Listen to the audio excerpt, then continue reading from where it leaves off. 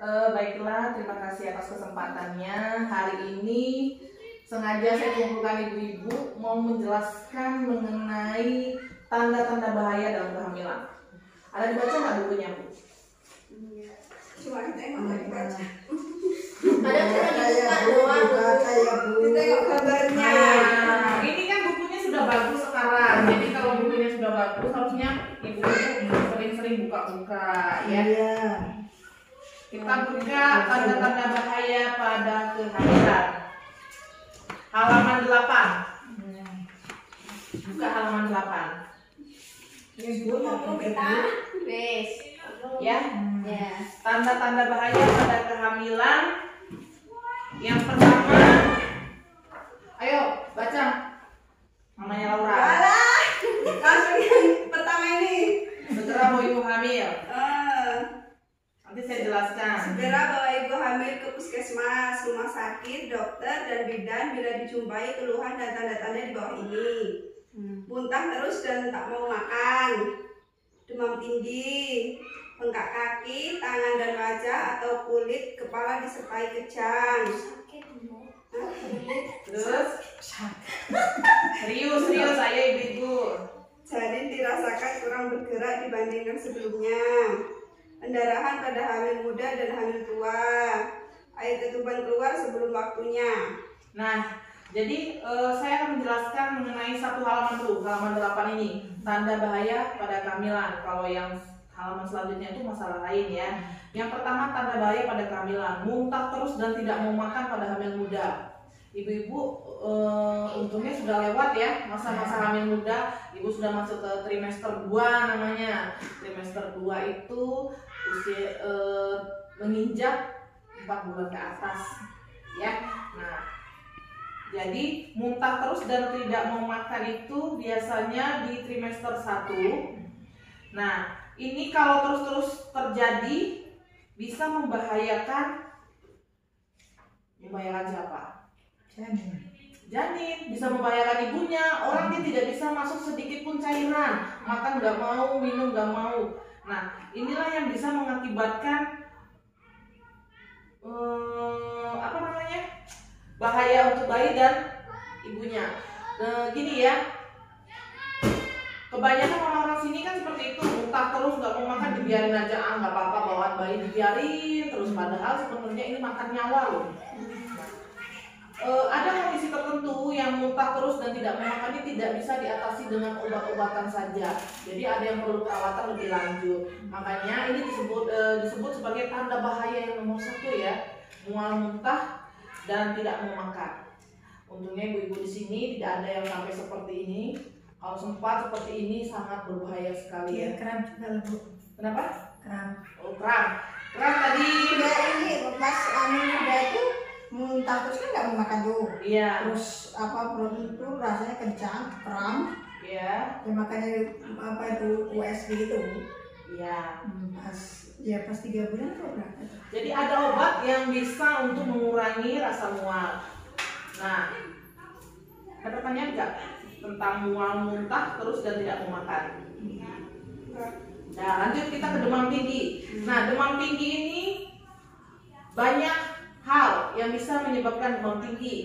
Misalnya gangguan saluran pernapasan atas atau ISPA ya, batuk pilek itu bisa menyebabkan demam tinggi. Penyakit-penyakit lain juga yang berhubungan dengan infeksi bisa menyebabkan demam tinggi. Ibu hamil dalam kondisi demam tinggi bisa mengakibatkan yang jelas gawat janin ya ibu-ibu ya. Kalau semakin tinggi suhu si ibu, si janin pun akan tetap tidak sehat.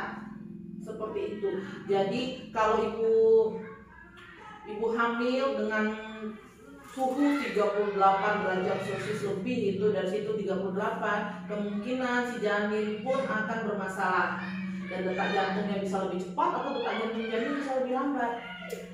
Nah, ibu-ibu makanya kalau tiba-tiba merasakan badan kurang enak, suhu terasa agak mulai meningkat, perbanyak minum air putih dan segeralah konsultasi atau periksa ke dokter atau bidan terdekat. Ya, karena demam tinggi ini mengindikasikan ke arah penyakit tertentu. hamil kalau dengan penyakit tertentu itu sangat berbahaya karena mempengaruhi yang di dalam kandungannya. Terus yang ketiga, mengenai bengkak kaki, tangan, wajah, sakit kepala, disertai kejang. Oh, ini sudah sangat gawat sekali ya. Bengkak di kaki. Coba lihat kakinya masing-masing, ada bengkak nggak? Enggak. Jadi kalau hamil tua, bengkak kaki itu wajar, tapi tidak disertai sampai bengkak di tangannya. Pernah lihat orang hamil bengkak sampai dia bengkak ini, mukanya sembab, kelopak matanya tebal. Itu disebabkan oleh hipertensi. Ketika kita mengalami hipertensi dalam kehamilan, otomatis meningkatkan cairan tubuh kita, akhirnya terjadi penimbunan cairan seperti itu ya Ibu ya. Karena kadar protein di dalam tubuh tinggi, makanya jadi seperti itu, bengkak kaki, tangan. Nah, kalau tidak cepat-cepat diobati kejang. Zaman dulu katanya Banjar ini paling sering kalau persalinan meninggal ya kan, zaman dulu katanya. Mungkin zaman-zaman dulu kejang-kejang yang dikatakan itu karena darah tinggi. Kalau orang yang dulu katanya kena sawan.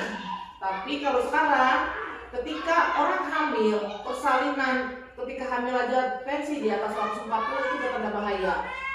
Untuk dilahirkan di rumah itu sangat beresiko. Makanya kalau ada orang hamil dirujuk dengan tensi 170, ibu-ibu jangan heran, wajar. Karena yang kita takutkan kejang. Kalau sekali kejang itu, ibu dan bayinya bisa lewat. Mengerikan kan? Nah, itulah penyebab dari hipertensi dalam kehamilan. Terus janin dirasakan kurang bergerak dibandingkan sebelumnya. Ibu-ibu pernah nggak merasakan, membiasakan memegang perut, merasakan gerakan-gerakan janinnya? Jangan-jangan ibu-ibu ini nggak pernah ngelus perutnya? Lagi Nah, jadi gerak. Jadi gerakan janin itu seperti itu ya Bu. Ketika kita lagi santai, dia bergerak. Tapi ketika kita lagi repot, dia tenang. Nah, gerakan janin ini harus kita rasakan terus ibu-ibu. Dia ada gerakan normalnya berapa kali dalam 1 jam. Gitu ya Bu ya. Paling tidak 6 kali dalam 1 hari itu harus bergerak. Ibu rasakan. Kalau dia diam aja sehari udah, kadang-kadang janin tidak bergerak karena ibunya nggak mau makan. Ketika ibunya makan, minum susu, minum hangat-hangat, dia bergerak, berarti karena kelaparan. Banyak yang kayak gitu. Tapi kalau seandainya seharian nggak bergerak, ibu-ibu harus curiga, harus cepat-cepat ke bidan periksa detak jantung. Ya, jangan biasakan mentang-mentang bayinya nggak bergerak, nggak apa-apa lah, perut ini tebal, nggak bakal terasa. Orang zaman dulu tuh bayinya nggak bergerak ya nggak apa-apa. Padahal kalau bayi tidak bergerak itu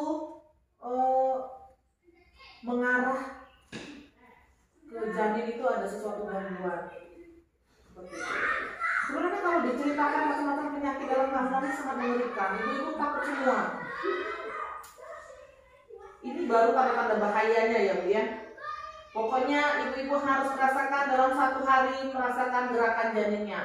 Kalau tidak bergerak, coba diajak ngomong. Ingat, kita lagi ngobrol gini, si jabang bayi itu sudah mendengarkan loh. Jadi biasakan kita mengajak bayi kita yang di dalam kandungan untuk berbicara, untuk ngobrol ya. Selanjutnya, pendarahan pada hamil muda dan hamil tua. Nah, kalau pendarahan pada hamil muda itu apa namanya? Hamil muda pendarahan, ya keguguran. Ya ibu-ibu ya. Terus kalau 7 bulan, harusnya kan tidak keluar darah. Kok tiba-tiba 7 bulan keluar darah? Apa coba? mau lahiran. Bukan. Bisa mau lahiran.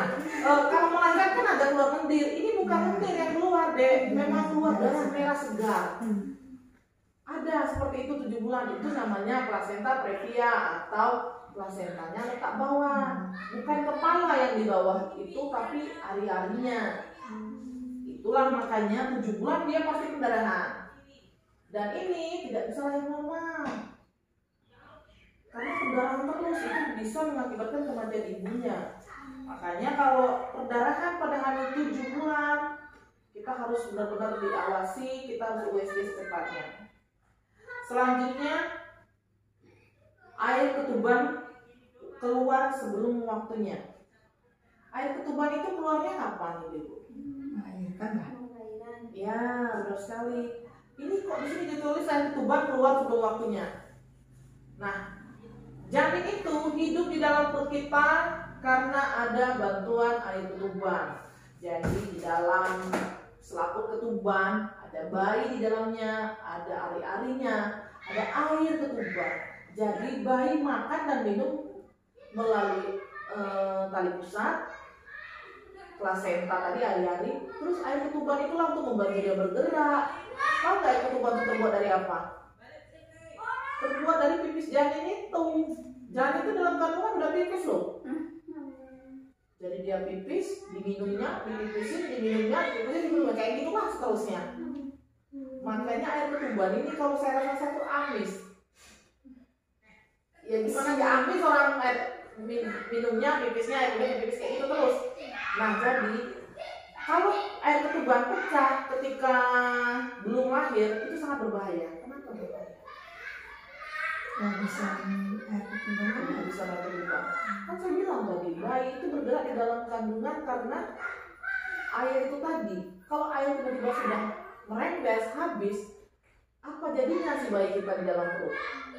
Jadi ketika keluar rembesan, kita harus pastikan dulu ke bidan atau ke dokter bahwa air rembesan itu bukan air kencing, bukan air pipis, benar-benar air ketuban. Karena air pipis dengan air ketuban kan beda.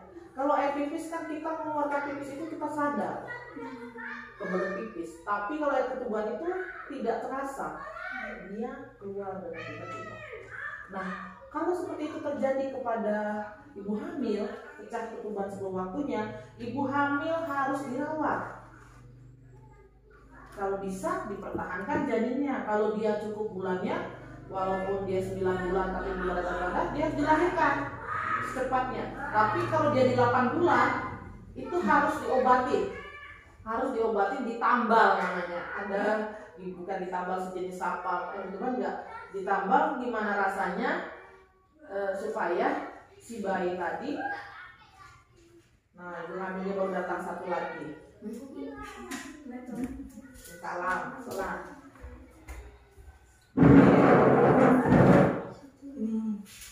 Nah, jadi air ketuban itu sangat berperan penting di dalam kehamilan, dan apabila dia pecah sebelum waktunya sangat berbahaya. Jadi ibu-ibu kalau bisa banyaklah makan sayuran dan buahan, karena air ketuban itu sebenarnya berasal dari makanan kita, ibunya, vitamin dan mineral yang kita makan. Sayuran, ini selama hamil nggak pernah makan sayur. Makannya kering-kering. Nanti ibu-ibu yang merasakan ari-ari lengket. Pas bayi lahir, ari-arinya mengeluarkannya susah. Sebenarnya gampang loh, kita makanlah yang banyak. Maksudnya banyak itu ya, sebanyak orang hamil itu berapa sih banyaknya? Makan banyak pun dia nyesek. Jangan sampai kurang makan, makanlah yang bergizi. Semakin bergizi kita, ibu hamil, maka bayi pun akan sehat, plasentanya sehat, air ketuban bersih, selaput ketuban akan tetap kokoh dan pecah ketika kita mau lahiran. Orang yang sering ketuban pecah sebelum waktunya itu banyak kan rata-rata ibu hamil dengan gizi kurang. Makan malah sukanya makan kering-kering, gak suka makan sayur, gak suka makan buah. Cuma jalan sedikit aja bocor ketubannya, kan aneh. Gitu. Jadi ibu-ibu biasakanlah ada porsi sayur dalam setiap makan ibu-ibu sekarang. Jangan yang dimakan itu sebelah. Makanan-makanan sekarang ini apa lagi? Hah? Cireng tambah alot, cireng. Cireng ke alot. Cireng sekali. Apa gizinya? Alot. Ya kita membutuhkan vitamin dan mineral lengkap dalam satu piring. Kalau zaman dulu 4 sehat 5 sempurna. Kalau sekarang gizi seimbang satu piring. Jadi dalam piring itu ada karbohidratnya, ada proteinnya, ada vitamin dan mineralnya. Jangan cireng aja dimakan. Sebelah pedas-pedas sampai perut panas. Seperti itu. Ada pertanyaan nggak?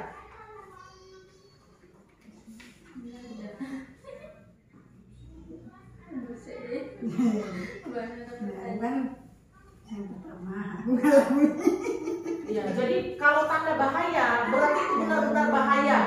Benar-benar bahaya ya ibu-ibu ya. Terus kita masuk ke masalah lain pada masa kehamilan. Di sini ada, baca deh, masalah lain apa aja? Iya.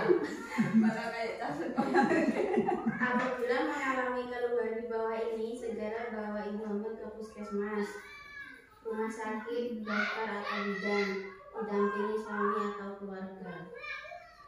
Demam, menggigil dan berkeringat. Bila ibu berada di daerah endemis malaria, menunjukkan adanya gejala penyakit malaria.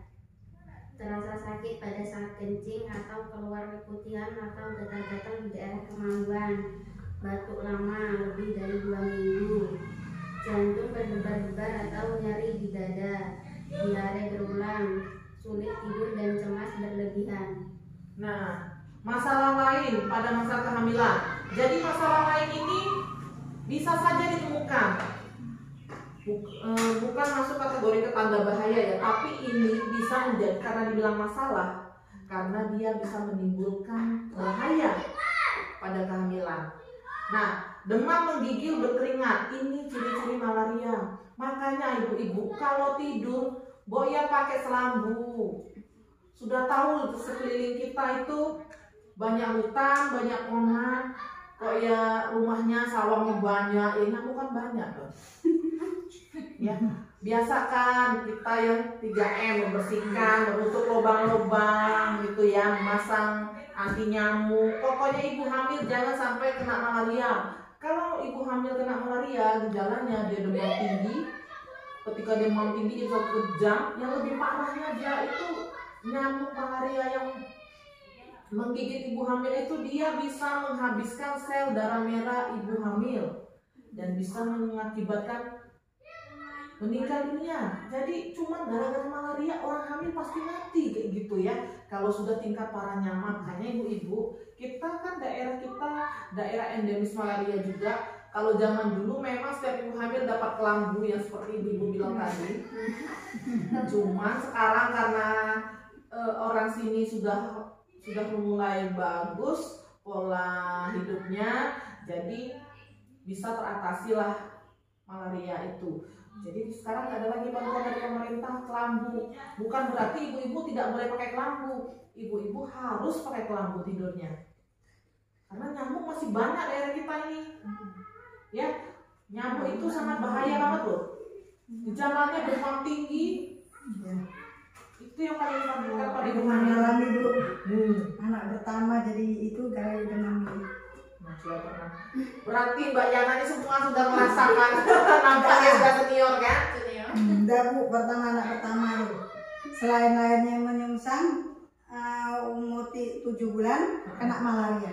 Nah tuh, sakit nggak kena malaria Mbak? Sakit. Tapi kan karena fasilitas kesehatannya juga kurang Bu. Kan teran baru. Oh. Dulu. Iya. Jadi teran baru, bidan itu juga kadang masih ilir mudik ke Kota Linggau, juga masih Linggau. Jadi pas lahiran itu nggak ada bidannya. Pas lahiran insan ya awalnya dari malaria itu. Iya, sangat bahaya malaria ya ibu-ibu ya. Jadi mulai dari sekarang jangan sampai tidur udah pakai tank top. Pakai kepala Panas Bu. Kalau kepala dingin. Yang video sampai ketiduran. Selanjutnya, terasa sakit pada saat kencing atau keluar keputihan atau gatal-gatal di daerah kemaluan. Nah, ini ciri-ciri. Ibu-ibu ada yang keputihan nggak? Keputihan nggak Bu, tapi kalau pipis terasa sakit iya. Selama itu ini. Ya, itu kan karena kepala semakin turun ke bawah. Di sebelah rahim kita tuh ada kantong kemih, jadi dia kantong kemih itu tadi di pas penurunan dia mulai pipisnya dikit tapi rasanya keluar banyak. Nah, keputihan itu sangat berbahaya kalau untuk ibu hamil ya, karena keputihan inilah cikal bakal penyebab dari pecah ketuban. Orang yang sering bocor ketuban itu pasti dia keputihan. Keputihan itu tuh kan berarti ada sejenis kuman di dalam vagina kita yang masuk ke dalam ke atas. Vagina kita tuh disebut dekat loh, nggak jauh-jauh amat. Jadi kalau di kemaluan kita ini gatal-gatal, terus keputihan, kalau garuknya harus kayak gini, itu harus cepat-cepat diobati. Tapi kalau keputihan kayak gatal lu gimana? Kenapa? Kadang kan keputihan kan ada yang gatal, ada yang enggak. Kalau Iya, yang kalau nggak gatal berarti keputihan normal. Kalau aku nggak gatel. nggak gatal Nggak tuh. apa-apa. Pokoknya kalau yang saya bilang sampai garuknya gini loh. Kalau sampai garuknya kayak gini itu bahaya, dia bisa masuk ke rahim. Kuman keputihan itu. Padahal pas nggak hamil nggak pernah loh. Ya itu kan bawaan bayi. Karena kan gangguan hormon. Makanya ibu-ibu walaupun nggak gatel tetap harus cuci pakai air hangat, jaga kebersihannya, sering ganti pakai dalamnya gitu. Karena kalau kita biasakan keputihan dia bisa merusak saluran ketuban. Ujung-ujungnya ketuban pecah sebelum kepala lahir. Enaknya tuh ibu-ibu pecah ketuban bayi lari, nyusul gitu kan. Ini enggak, ketuban pecah buka 1, 2 hari lagi baru lahirnya Kering jalannya. kering, bayinya itu makanya gunanya sayuran dan buahan itu ya.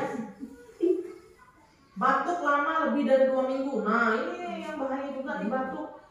Bahayanya ya selain perut juga sakit untuk dibawa batuk ya. Batuk ini kita khawatirkan TBC. TBC bisa menular ke janinnya, menular ke orang lain. Jadi kalau batuk lebih dari 2 minggu jangan santai-santai aja. Ya ibu ya. Terus jantung berdebar-debar atau nyeri di dada. Nah, ini lebih mengarah ke jantung ya. Ibu hamil dengan sakit jantung tuh jantungnya berdebar-debar. Ada nggak yang ngalamin seperti itu? Enggak, tapi sesek. Napasnya susah. Itu karena mulai tambah gede rahimnya. Agak namanya tak. Ya, jadi mudah-mudahan kita nggak ada seperti itu ya, jantung berdebar-debar. Kita keringat dingin. Kok ini nih bajunya sampai begini loh. Ada yang seperti itu. Gitu ya. Almarhum Siska itu dia seperti itu. Jadi jantung bajunya sampai badannya goyang. Saya ingat dulu. Jadi setiap saya suruh USG nggak mau. Setiap saya rujuk nggak mau. Mau lahir dah. Seperti itulah. Jadi saya sekarang kalau ada orang hamil ininya ngomong aja badannya bergetar-getar bayinya nih, udahlah itu bukan wilayah bidang lagi, harus dokter spesialis kandungan. Kan ada tuh yang ibu hamil nggak ngapa-ngapain aja duduk ya, sampai goyang semuanya. Buyutan paling. Ya anak-anak soalnya buyutan gitu. Buyutan ada sering penyakit ya. Sakit ya. Selanjutnya diare. Kalau minum susu bu diare. Berarti besok kalau dapat bantuan susu kamu mau pakai susu Mbak. Kayak Sama yang hamil, temennya aja ya. Diare berulang. Jadi ibu hamil tidak boleh mencret. Jangan ibu hamil, orang biasa aja tidak boleh mencret karena mencret itu cepat sekali menghabiskan cairan tubuh kita. Kalau kita mencret langsung banyak minum banyak makan enak juga. Ini kadang karena kita bawaan mencret, perut pun kembung, malah makan pun malas, dan akhirnya suhu pun naik, tensi turun. Itulah menyebabkan orang kalau kena diare ngedrop, kalau nggak dirawat nggak sembuh-sembuh. Makanya kalau udah sehari 3 kali enjal terus cepat berobat, jangan nunggu sudah lemes-lemes bawa berobat percuma, itu harus dirawat. Udah makan keluar lagi. Dimakan keluar dari bawah, makan Kalau lagi keluar minum dari bawah. susu, besoknya perutnya kayak ada kodoknya. Langsung keluar air. Tapi kalau berhenti stop minum susu, enggak. Terus yang terakhir nih, sulit tidur dan cemas berlebihan. Percaya nggak ibu-ibu? Saya sekarang bu cuma ada maling. Bukan, itu cemas lain lagi. Jadi sulit tidur di Tidurnya sini. fungsi terus. Sulit tidur dan cemas berlebihan di sini maksudnya ibu-ibu, orang hamil itu kan ada gangguan ketika hamil, ada yang orang gila gitu.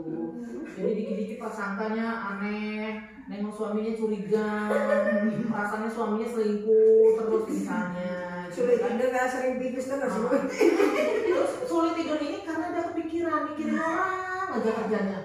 Bawaan bayinya tuh seperti itu bahaya juga ya. Makanya ibu-ibu nikmatilah kehamilannya. Kalau kita bahagia tuh kita nggak bakal nih kena yang namanya sulit tidur dan cemas berlebihan. Sudah seminggu lebih. Iya kan? Jadi enggak. Oke, mungkin kelas kita ini namanya sejenis kayak kelas ibu hamil ya. Kelas kita hari ini sudah belajar mengenai tanda bahaya kehamilan dan masalah lain pada masa kehamilan. Jadi tanda bahayanya ibu-ibu udah pada tahu, masalahnya juga ibu udah tahu ya. Dan untungnya semua ibu-ibu di sini sehat-sehat, tidak ada masalah seperti ini. Dan apabila menemukan masalah yang saya sebutkan tadi, cepat langsung diberitahu ya, langsung berobat, langsung konsultasi. Ada pertanyaan enggak? Epa, ada pertanyaan Pak? Kamu udah berapa bulan Pak? 9 bulan. Tafsiran tanggal berapa Pak? Berapa ya? Kemarin dibilang sama itu ulas kemarin pikiran 5 minggu lagi paling lama. Dan cepat 3 minggu. Berarti awal bulan 10. Kamu udah siap ya Pak? Udah siap lahir batin nggak yang lahiran ini? Sebenarnya lahiran tuh gampang ya Pak. Seperti kita bebelan, berak yang tak keluar tinggal kita berakkan keluar.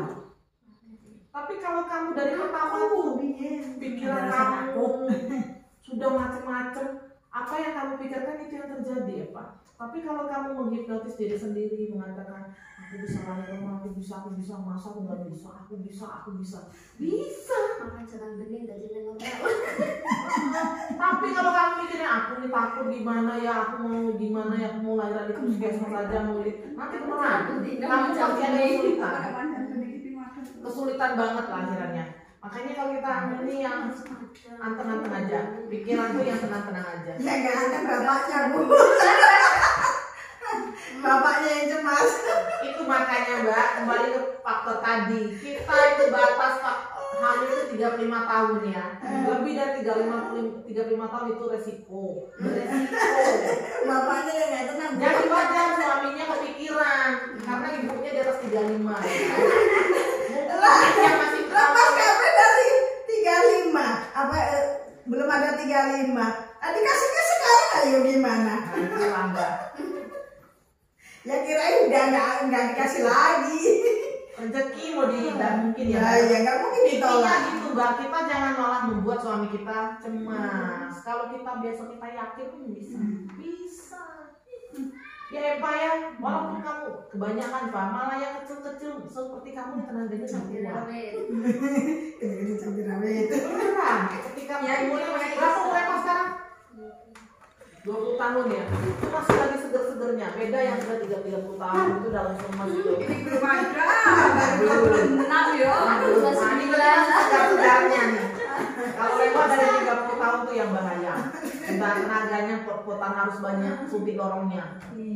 Kalau masih muda kayak gini, tenaganya masih super. Iya.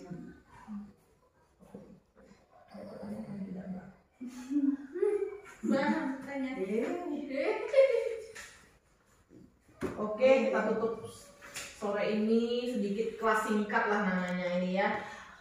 Pada ibu-ibu saya doakan semoga ibu-ibu lancar-lancar aja kehamilannya sampai 9 bulan sampai saat waktunya lahir. Jangan lupa rajin ke posyandu. Terus jangan lupa sering baca buku. Jangan lupa sering lihat di Google dong. Nah, tentang kehamilan. Pintar-pintar main HP yang ditengok Facebook. Kayaknya lagi nggak ada keluarnya itu terus malah hamil terus malah lahir. Biasa malah bapaknya malah dibikin di HP video orang hamil semua. Bapaknya. Soalnya kan apa? Punya lihat dulu Laila Siti yang anak pertama itu kan. Jadi bapaknya kan ada rasa cemas. Jadi dibikin ya video ibu hamil semua. Ibu hamil untuk melahirkan titik bagi ibu hamil dimulai di mana gitu. Oke lah kalau gitu saya tutup. Terima kasih untuk kedatangannya. Sampai ketemu tanggal 16 lagi lagi ya Ibu. Terima kasih. Kumpul lagi bukunya Bu. Nah. Tadi udah dipoto belum? Ini video Belum. semua. Yaudah disimpan dulu. Iya.